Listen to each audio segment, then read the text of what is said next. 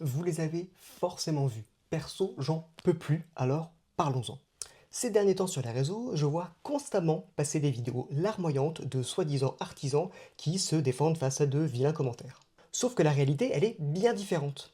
En vérité, ces vidéos sont des vidéos générées par IA pour vous vendre du dropshipping comme si c'était de l'artisanat. Et le pompon, c'est qu'en plus de ça, les arnaqueurs utilisent des plans vidéo de réels artisans pour venir crédibiliser les leurs. Alors plutôt que de m'attarder sur les incohérences de ces vidéos, comme par exemple cette naine façon Game of Thrones qui meule une épée en se protégeant le visage avec un masque chirurgical, on va plutôt essayer de voir ce qui, sur leur site, peut vous mettre la puce à l'oreille. Le premier point, c'est que bien souvent, en haut, il y a un bandeau avec du texte qui défile, qui vous indique que c'est de l'artisanat, que les stocks sont limités, voire même quasi épuisés.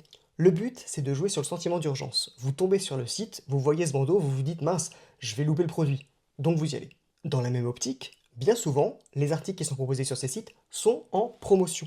L'idée là encore, c'est que vous vous disiez ah purée, ça tombe bien, c'est en promotion, j'y vais. Sauf qu'en fait, ces promotions-là, elles sont là toute l'année. Vous savez ce qu'on dit, si c'est gratuit, c'est toi le produit. Donc clairement, c'est une arnaque. Si vous préférez vous la jouer enquêteur, vous pouvez aussi aller regarder sur les mentions légales du site. D'autant plus si la vidéo que vous avez vue est en français, puisqu'en France, les mentions légales sont obligatoires et doivent notamment faire figurer le numéro de SIRET.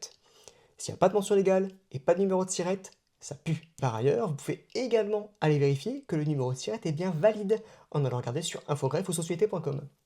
Toujours dans l'optique de jouer les enquêteurs, vous pouvez aussi aller regarder du côté du nom de domaine. Si vous prenez l'URL du site et vous la mettez dans un outil comme Whois, vous pourrez voir la date à laquelle le nom de domaine a été acquis.